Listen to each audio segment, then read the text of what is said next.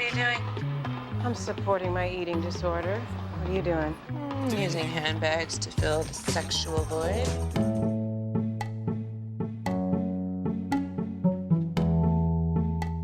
Oh, geez, I don't know. I mean, that's not a question for me to answer. Who deserves anything, really, in life? I don't know. I think they had done everything they could do with the character of Addison on Grey's Anatomy, so it was either time to go, or in this case, Shonda decided to spin the character off. I think, you know, Addison started out being really hated by the audience, and then people grew to love her, and so she felt confident that people would follow her to another show. So you ready to talk yet? No, I am not ready to talk. Not anything. Okay. Wait, hey. Good night. These women. Shots. Yeah.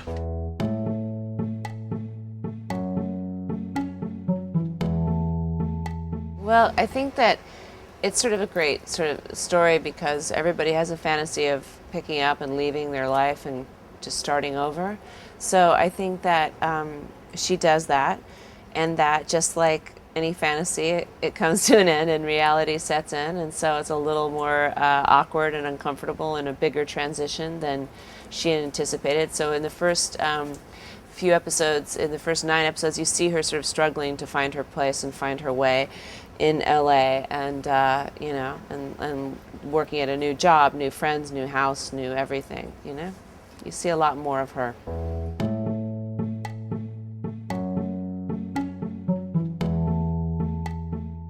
I think so because, you know, part of what's established in the in private practice is that Addison goes to work with Naomi and Sam, whom she had gone to medical school with, as well as, you know, Mark Sloan and Derek. So it's important, I think, to keep that context, to keep people reminded of that, and it's a part of what, you know, binds them, you know, together.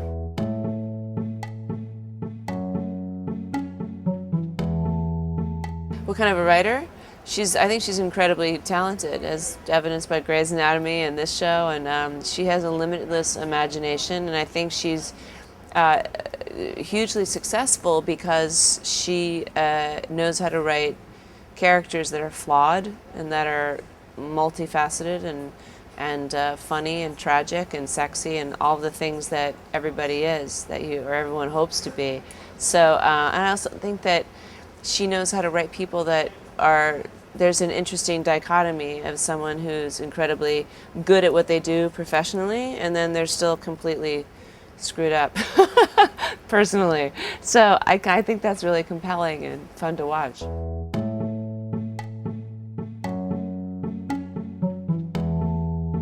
I think so. I think it finds itself. I think the show, you know, it's hard when you do a new show. You have to figure out what it is, and it takes a few episodes to do that.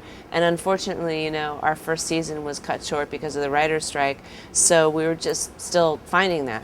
And but the good part of having that time off was Shonda got to look at the episodes, see where the show was working, what she felt needed to be strengthened, changed, and she was able to do that. And so we came back season 2 with a very strong point of view and lots more conflict between the characters and the doctors, and really clear storylines, because it's a totally different show than Grey's Anatomy. It still is medicine, but it's hard to figure out how do you have all these doctors who are specialists in their field working together, consulting with each other on cases, but also have that conflict and have all the medical ethics and these, you know, very controversial cases that come up, and so it's a tall order, and I think we really nailed it in season 2.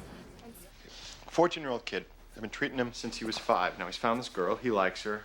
They're gonna have sex. That's hardly a shocker. But don't tell me you're getting all nostalgic. It's Dean Miller. Oh, man. Why does that name sound familiar? Because we debated whether we should take him on as a patient. He's the kid who... He's HIV positive, but that wasn't the debate. The problem is he doesn't know he's HIV positive. And his parents won't tell him.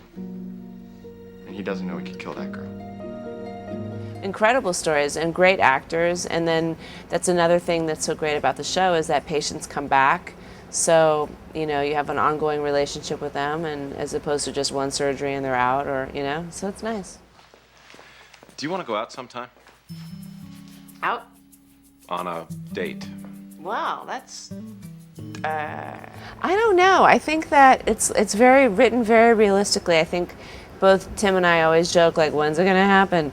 But I think it's very realistic where, you know, all that really happened with Addison and Pete is they had a big, fantastic kiss. And then they kind of, you know, maybe kiss again. And then they're like, oh, we work together. Maybe it's not such a, you know, who knows if this is a great idea to go here. She gets around, but she but doesn't really, you know, they're short and fast.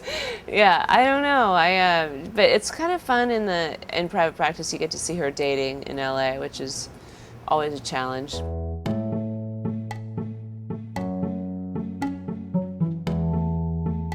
What are their flaws? I can't. I wouldn't even begin to say, you know. They're all great guys and super talented, and honestly, they're just great. I think that if anything, they're just like regular guys, you know, they're regular guys. But you know, you put these guys in a white coat and have them wear scrubs, and you know, I think there's a big doctor fantasy. Women, like, there's that fantasy of doctor, oh, you know, that suddenly they're like, oh, you can heal me. I don't know, but they're great.